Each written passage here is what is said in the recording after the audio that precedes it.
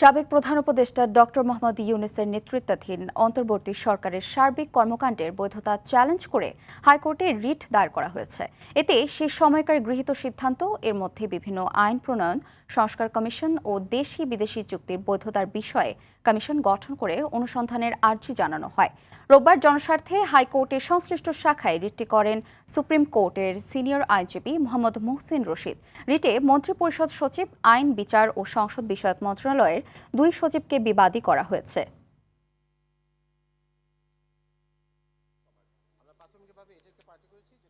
উনি কিভাবে সরকার প্রধান হলেন?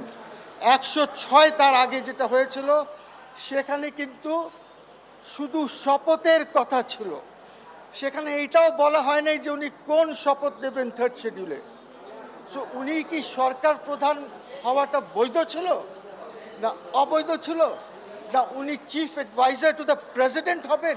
এইসব নানান জিনিস এই রিট পিটিশনে আছে।